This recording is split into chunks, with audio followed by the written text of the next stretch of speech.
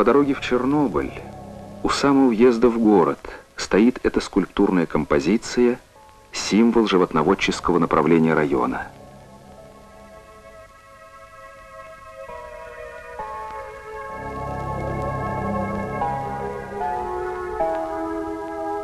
Волею случая бронза заговорила о другом.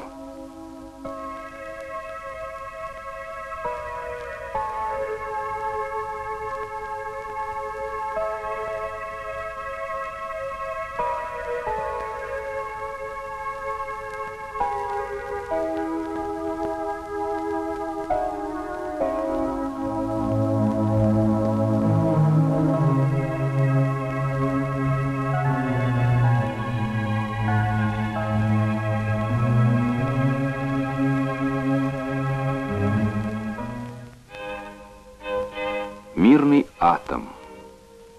Он вошел в нашу жизнь как сенсация, чудо.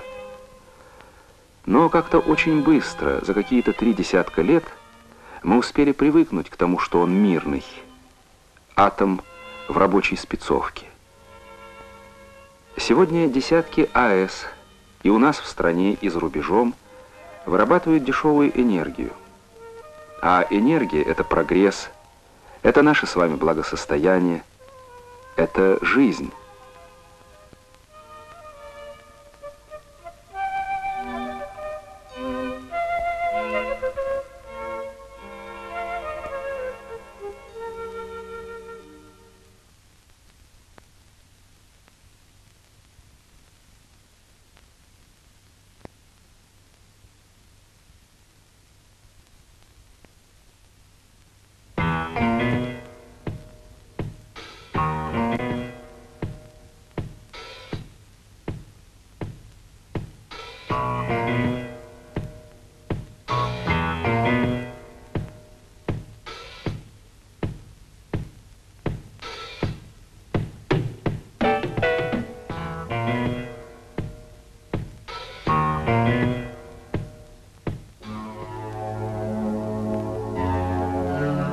На редкость щедрой, как в фильмах Довженко, была эта украинская осень. Но не радовала, а пугала она. Вот и листья опали, а яблоко так никто и не сорвал.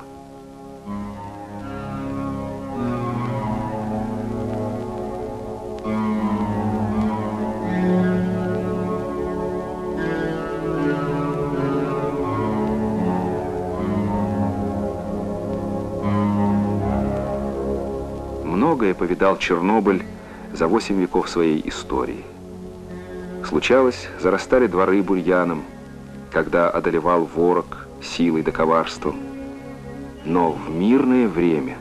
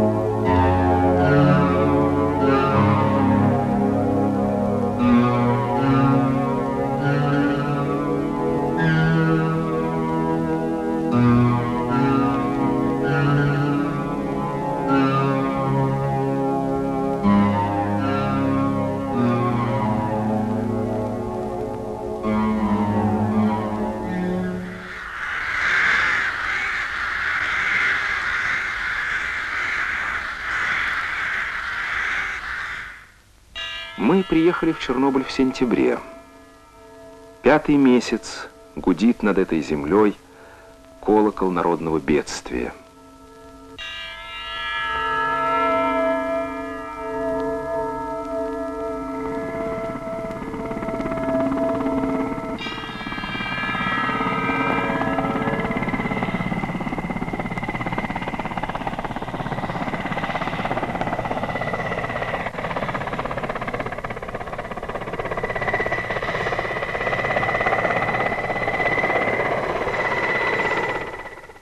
К сентябрю многое было сделано. контролировалась ситуация. Целиком и полностью была ясна картина атомной аварии. Жизнь уже вынесла суровые и справедливые оценки произошедшему. Преступники, допустившие беду, вселюдно были названы преступниками. Свои имена получили паникеры, свои трусы, как немало их было.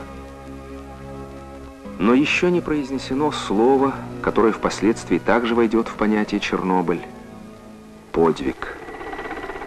Наш фильм о тех, кто его совершил. Не обо всех, конечно. Для этого потребовалась бы не одна такая картина. Наш фильм о строителях. Они стали главными действующими лицами нового этапа ликвидации аварии. Им предстояло возвести защитные сооружения вокруг разрушенного блока станции. Работы разворачивались в непосредственной близости от источника радиации. Была подготовлена специальная техника.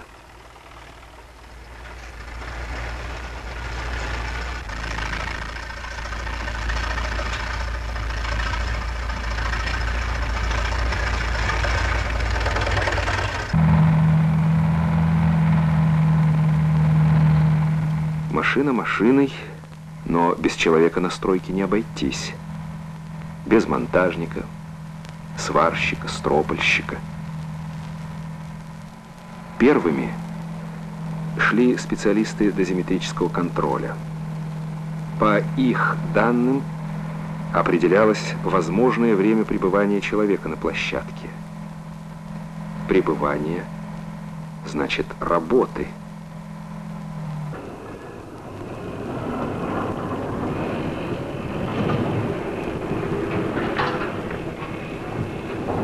Первые смены длились и 3, и 5, и 15 минут.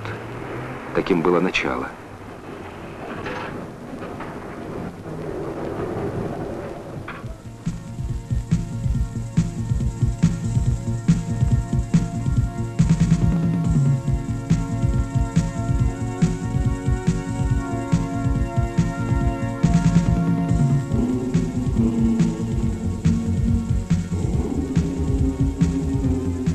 Чернобыль в эти дни.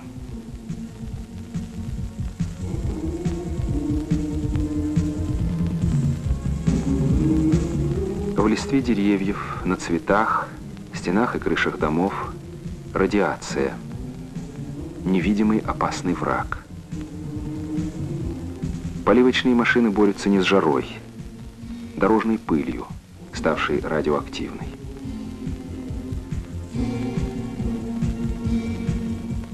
В Чернобыльском автовокзале разместился штаб стройки, управление строительства номер 605. Зал ожидания превратился в конструкторское бюро.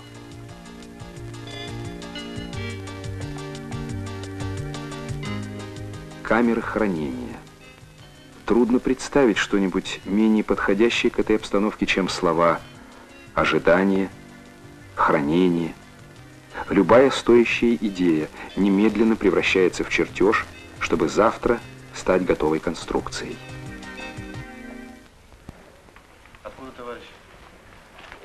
В этих комнатах тоже штаб по подбору и расстановке кадров. Возглавляет его новосибирский строитель Валерий Николаевич Кормачев. Настроение? Настроение хорошее, живем в хорошем месте. Но вот сейчас медики предлагают вам поменять место работы. Или будете проситься, чтобы мы вас откомандировали? Я бы, откровенно говоря, остался. Ясно. Значит, мы можем рассмотреть, вас направить туда, где нужнее, да? Да. Ну все ясно, тогда добро, мы подготовим приказ. Как ваше самочувствие? Хорошее самочувствие. Хорошее? Дома как дела у вас? Дочь недавно родилась. Да? Ну, поздравляю. Спасибо. К нам больше нет вопросов? Нет. Добро. Успехов вам. Спасибо. Все хорошо.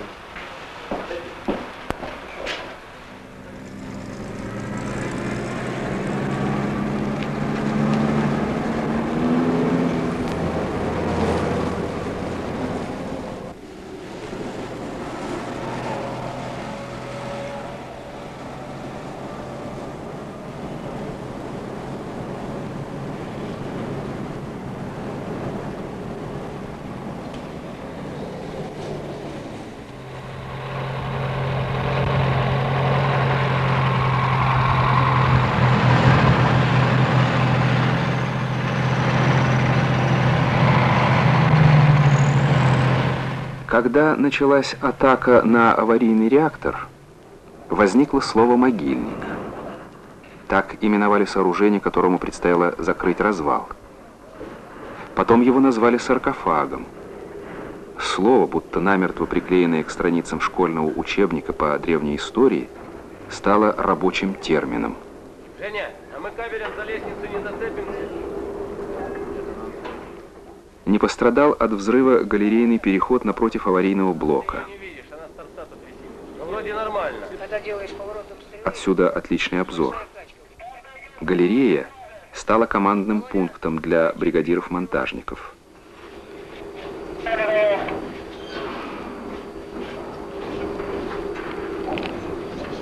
Вообще без боку со стороны четвертого каскада заводить, то по высоте нормально. А потом стрелой чуть-чуть подвести. Давай, майна стрелой. Оттяжка не закидывается. Да, там есть за что зацепиться. Володя, ты ее в плане наблюдаешь? Оттяжка. Чуть-чуть майна гаком. Уже самая первая стенка саркофага, вставшая на место, значительно продлила время работы на площадке. А главное, она заставила поверить: выстоим.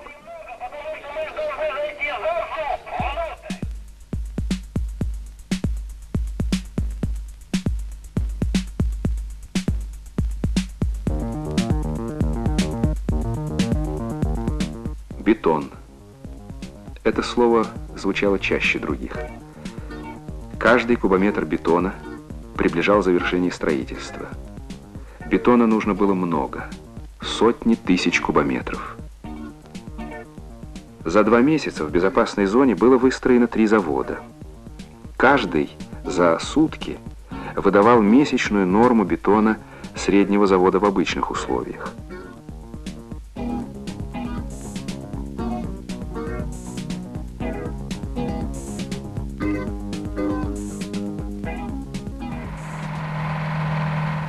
Около 1000 машин бетоновозов, миксеров, как их окрестили, делали рейсы от растворных узлов к реактору. Отлаженный бетонный конвейер определял в эти дни успех наступления на аварию.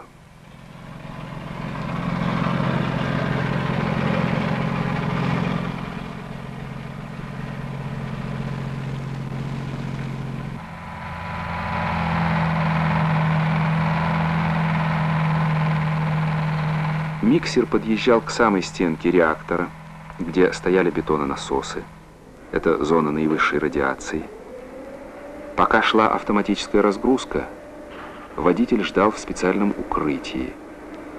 Но и в укрытии индивидуальный дозиметр фиксировал, или, как здесь говорили, схватывал рентгены. Существовала строгая норма, превышать которую не разрешалось. Я задался таким вопросом, чтобы для себя сделать свой, что ли, рекорд, 1000 кубов вывести на станцию, на АЭС. Ну и когда у меня норма схваченных рентгенов подходила к концу, вот, у меня немного оставалось до этого, вот, чтобы сделать 1000 кубов. Ну и я 2 дня проработал без дозиметра.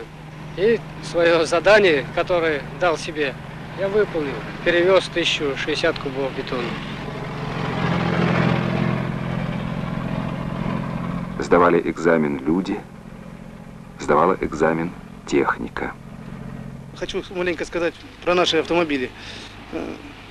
Вот так понаслышкам слышно, что вроде иностранная техника, очень хорошая техника, что лучше. Я могу сказать, да, иностранная техника, хорошая техника, но на асфальте.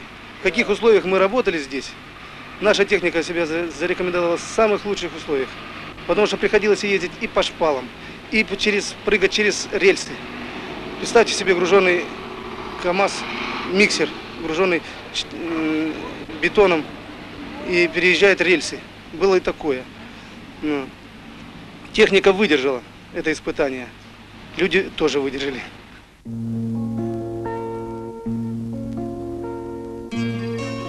Никому не миновать такой процедуру входа в столовую. К обычной чистоте, которая, как известно, является залогом здоровья, добавилось понятие чистоты радиационной.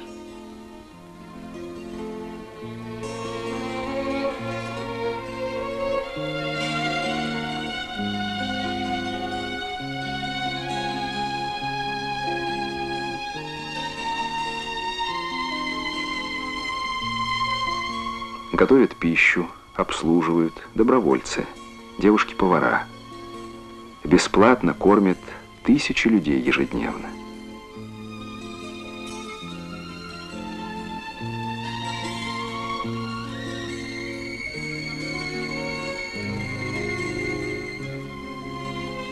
Человек всегда остается человеком, а жизнь в любых условиях жизнью.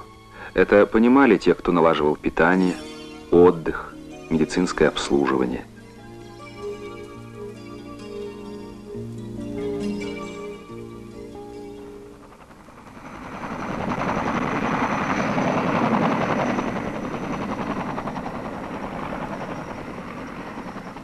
Рабочее утро членов правительственной комиссии, руководителей стройки, начиналось с облета станции на вертолете.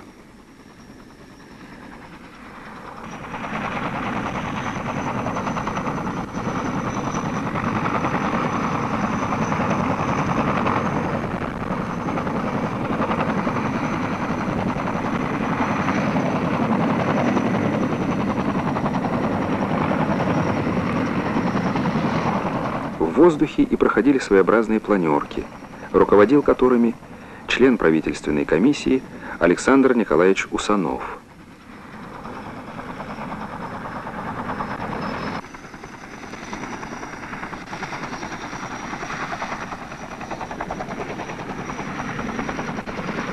Нет ни рядовых, ни генералов.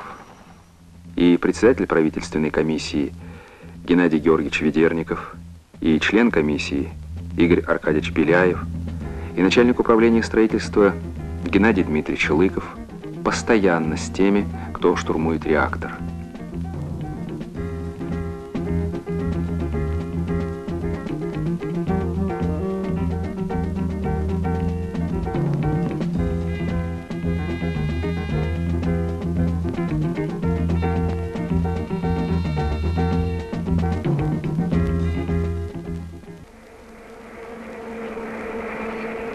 Если забыть о том, что именно здесь возводится, то картина ночной работы может показаться даже красивой.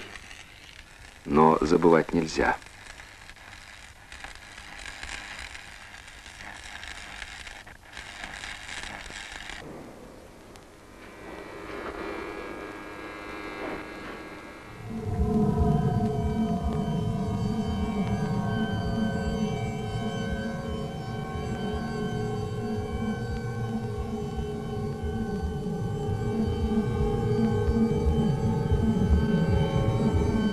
Бункер. Так назвали одно из помещений станции, не пострадавшее от взрыва. От проникающей радиации людей защищают полутораметровые бетонные стены. Тут вполне безопасно, хотя и находится бункер вблизи от аварийного блока. Даже дышится, кажется, легче в короткие перерывы.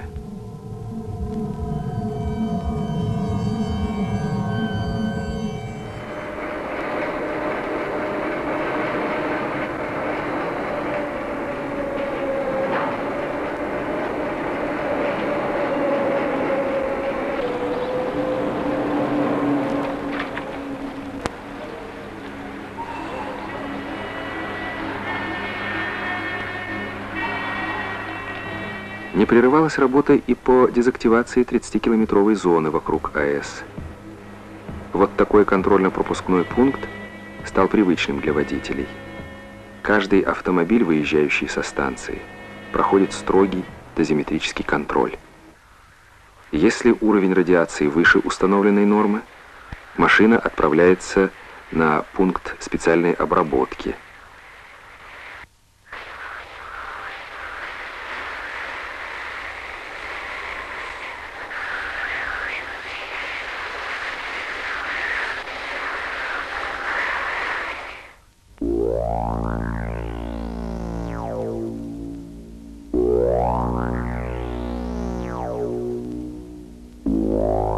Эта техника находилась на площадке станции перед взрывом.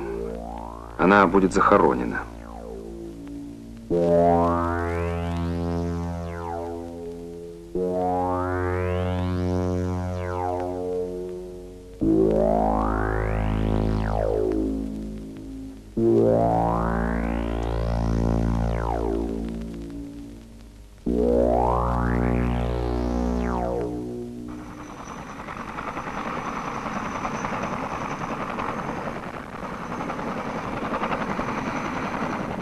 Поистине неоценимый вклад в ликвидацию аварии внесли вертолетчики.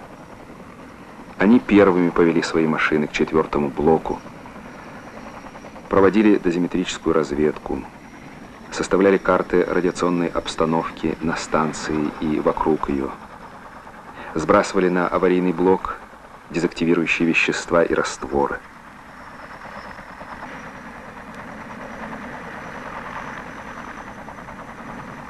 Если возникала необходимость, вертолетчики становились монтажниками. Но с аварией такого масштаба и они столкнулись впервые.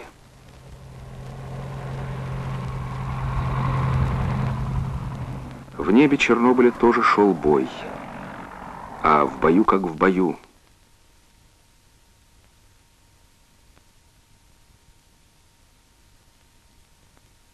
Мы повторяем этот кадр в память о тех, кто честно выполнил свой долг.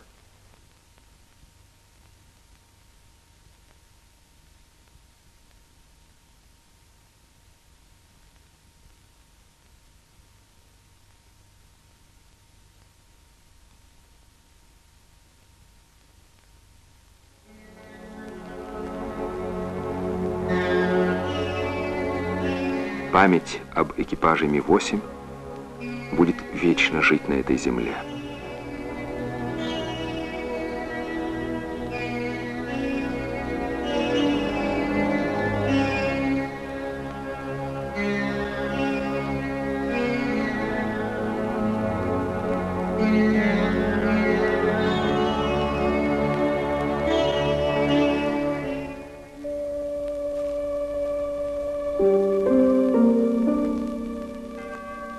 Через Чернобыль уже проходила передовая.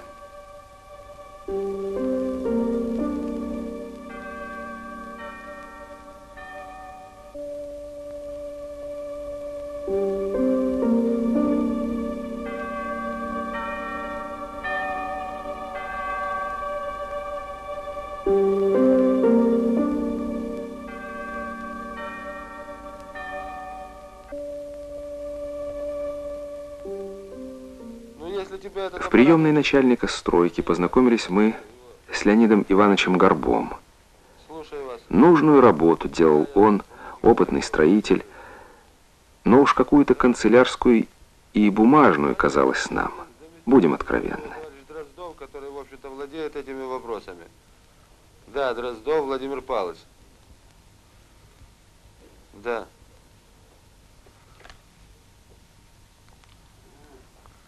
Коменданта сегодня нет пока. Возможно, мы и остались бы при своем мнении, если бы однажды не встретили Леонида Ивановича на строительной площадке. Труба бетононасоса, опущенная в самое сердце реактора, заняла неправильное положение. Требовалось вмешательство, срочное, немедленное. Сделать это мог только человек, доброволец.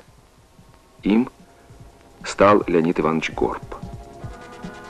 Эта специальная кабина предохраняла от радиации во время спуска на кране. Но там, в разрушенном реакторе, предстояло открыть дверь, выйти и устранить неисправность.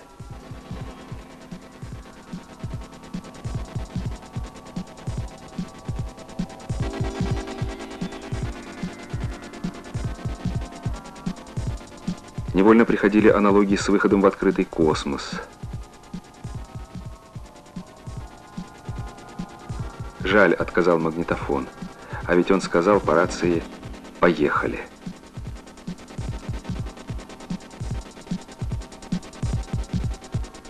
Мы не смогли снимать дальше.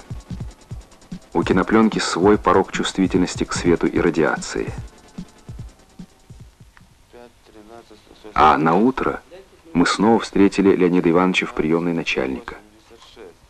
Что это? Подвиг? Нет, здесь героев нет, я считаю. Здесь все работают, выполняют свой долг. Все одинаковые, все в одинаковых условиях работают.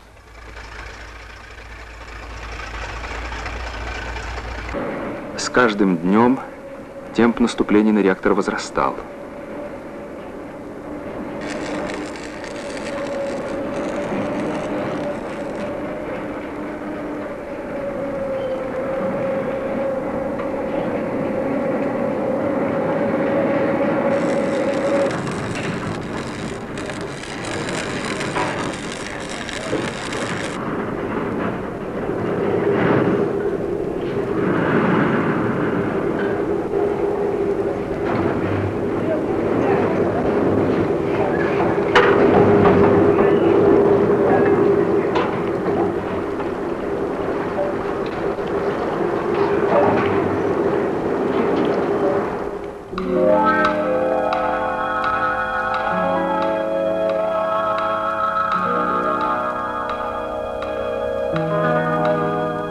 дважды в день, утром и вечером, заседает правительственная комиссия. Это действительно летучки. 20-30 минут. Пространные доклады не приветствуются. Оценить сделанное, дать конкретные задания, выверить предлагаемые технические решения. Стратегия и тактика наступления вырабатывается коллективно, но никто не стремится уйти от персональной ответственности. В этот день докладывал начальник управления строительства номер 605 Геннадий Дмитриевич Лыков.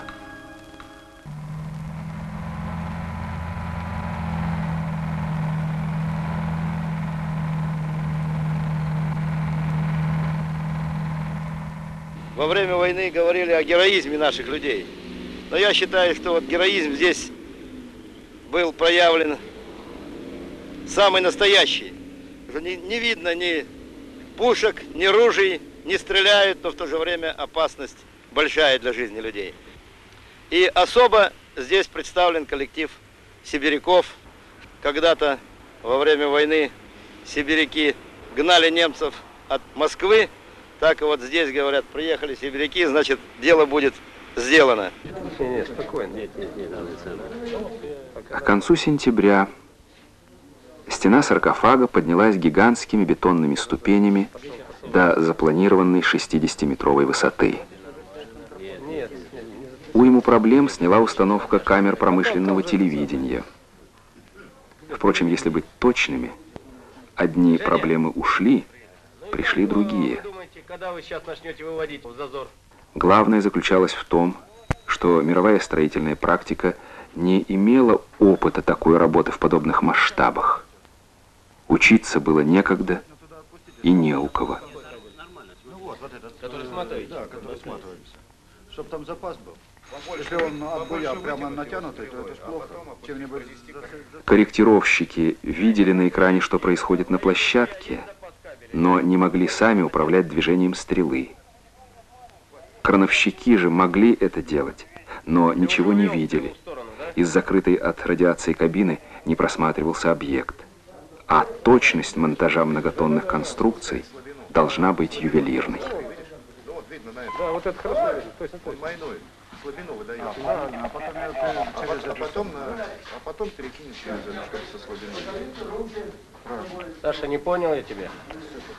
Значит, это самое, надо старшинству передать, что у него фотокопия. Я вижу, что стотоник застропил трубу, а ложить не на что. Значит, первое, вот смотри, там были длинные трубы еще добавок. И мы их поставили, 3 заглушки поставили на прикладки. Но они боятся, наверное, что бетон туда попадет. При бетонировании может быть перекрытие. А будет бетонирование? Да не будет бетонирования. Не знаю, у меня пока что я чертеж видел, а другого я не в курсе.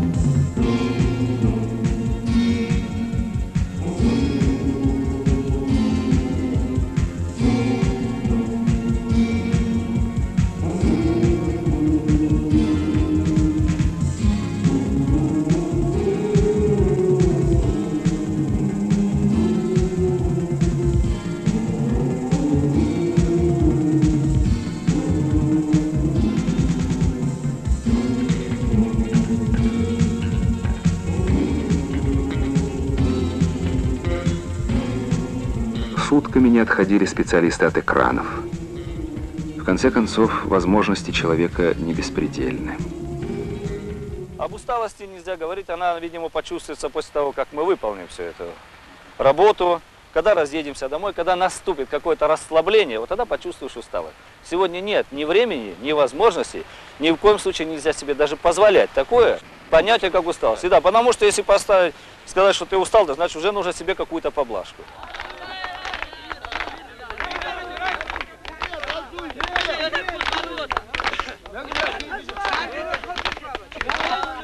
За работу в Чернобыле платили больше обычного. Но не деньги привели сюда этих людей. Даже разговоров на эту тему не было. И наград никому не обещали. Не до того было. Почему же они здесь? Абхазец и казах, русский и грузин. Каждый на своем языке произносил одно слово — долг. Долг перед своим народом, своей страной, попавшей в беду. Тем и сильны мы во все времена.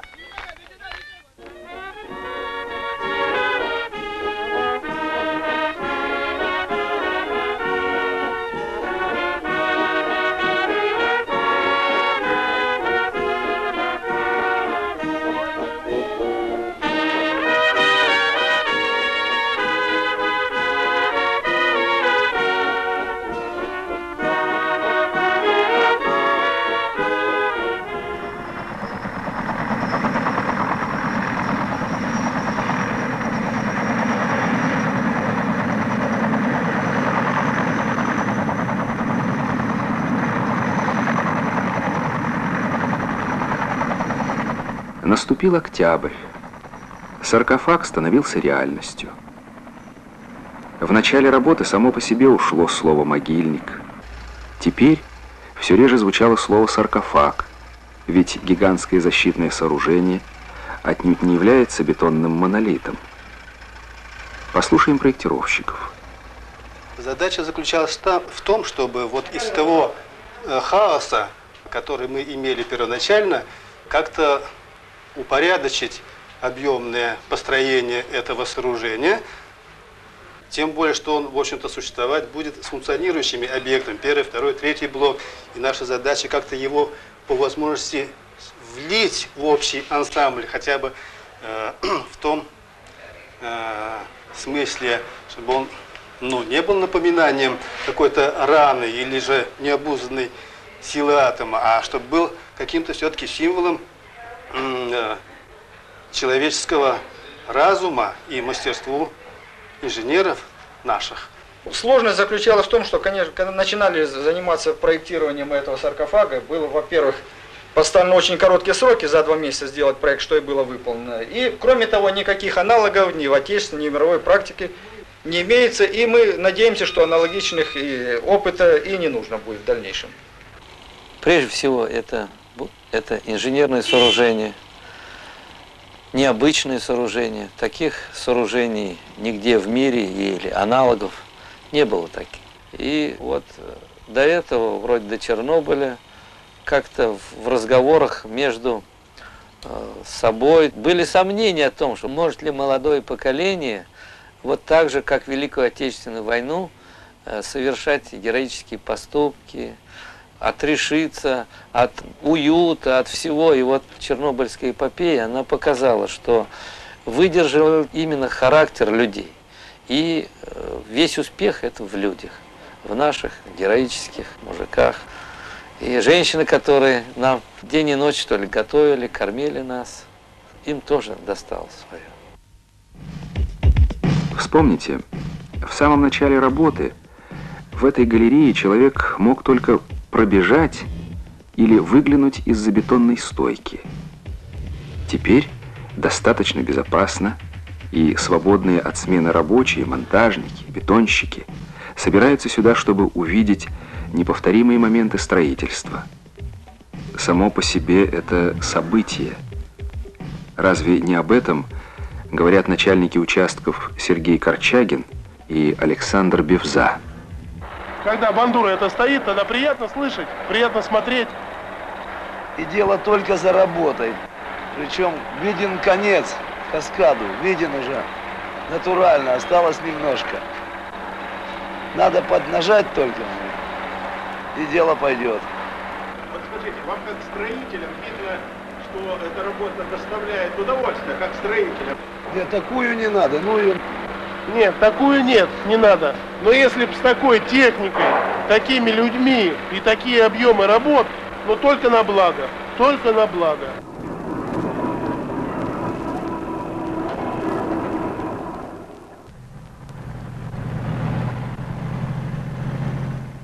То, что здесь делается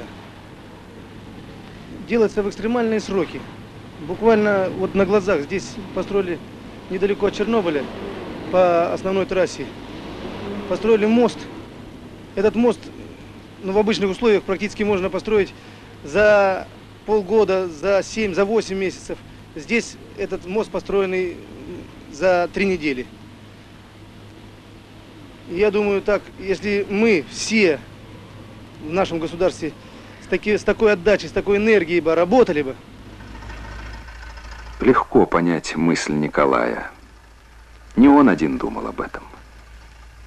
Безусловно, хотелось бы вот этот стиль, который здесь у нас в Чернобыле, уже говорю я, у нас здесь, в Чернобыле здесь вот возник, его перенести в свою повседневную работу. Поскольку здесь вопросы решаются, любые вопросы решаются в оперативном порядке. Но здесь очень трудно сейчас определить, что в будущем понадобится. Лучше бы, конечно, это ничего не понадобилось в будущем. Но опыт, который приобрели здесь и строители, и монтажники, и проектировщики, конечно, он ляжет огромным багажом для вообще будущего проектирования. И охота домой одновременно, и охота здесь остаться. Работы еще много.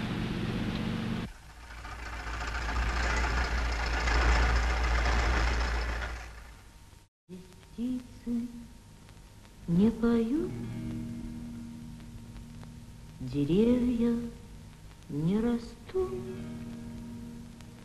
и только мы к плечу плечо врастаем в землю ту.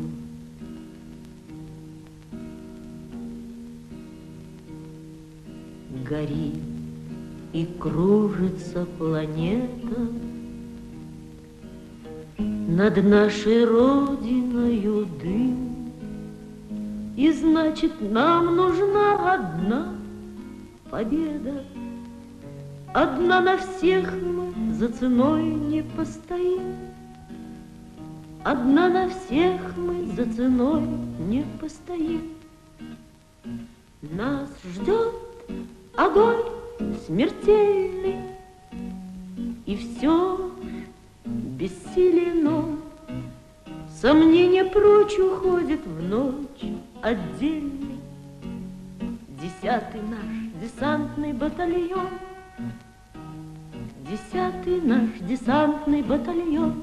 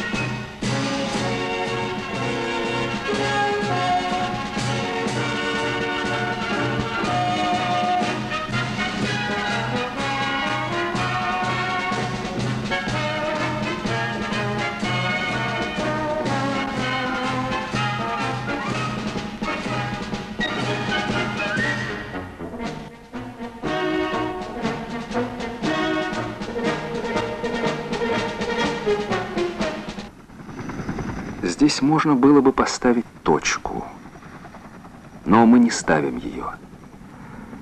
Как не ставит точку сама жизнь. Предстоит возродить 30-километровую зону вокруг станции. Работы по ее дезактивации уже дают результаты, и жители нескольких поселков в окрестностях Чернобыля вновь открыли двери своих домов.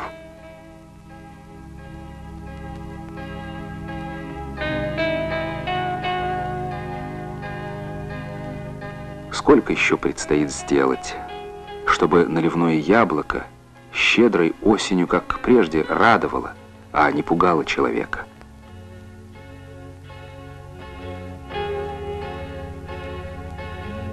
Предстоит второе рождение солнечному городу Припяти. Тогда, в конце осени, Он был пуст.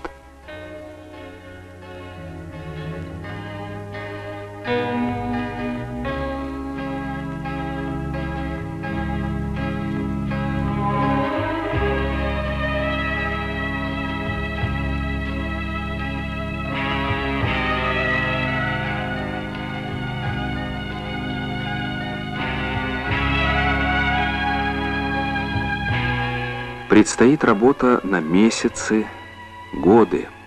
Но сегодня сделано главное. Выстроены защитные сооружения. Навсегда закрыт аварийный реактор. Вступили в строй и дали ток первой и второй блоки станции. Да, Чернобыль был расплатой за халатность и разгильдяйство. Но если бы мы без конца думали только об этом, мы не смогли бы одолеть беду. Мы назвали все своими именами, сделали выводы, собрали силы. И потому Чернобыль стал еще и подвигом. Но произнесли это слово только после того, как полностью завершили строительство саркофага.